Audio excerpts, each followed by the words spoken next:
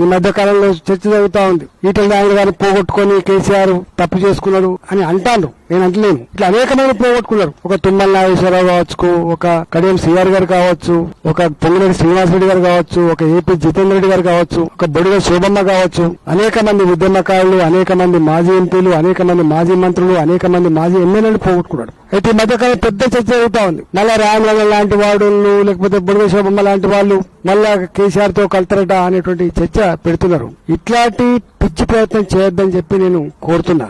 ఆ సబ్జెక్ట్ ఎత్తేనే నాకు నేను ఆడ భరించిన బాధ ఏందో గుర్తుకొస్తా ఉంటుంది. ప్రజల కాలాన్ని నేను చెప్పలేకపోయినా కానీ నన్ను కేవలం బర్తరం చేయడం మాత్రమే కాకుండా పేపర్లలో టీవీలలో క్యారెక్టర్ అసాసిన్మెంట్ చేయడమే కాకుండా తనకున్న అధికార బలంతో ఆనాడు రఘునందన్ రావు అనేటువంటి ఒక ఐఏఎస్ ఆఫీసర్ బృందాన్ని వేసి రాత్రే ఒక 3 లక్షల ఎసెప్టికల్లో గోడౌన్స్ ఉంటాయి, ఖాళీ చేయించి 3 నెలలు ఖాళీ పెట్టించిండు. రాత్రే నాకు ఒక ఫీడ్ ప్లాంట్ 78 కోట్లతో కట్టుకున్న ఫీడ్ ప్లాంట్ పొల్యూషన్ సర్టిఫికేట్ లేదని చెప్పి సీజ్ చేసిండ్రు.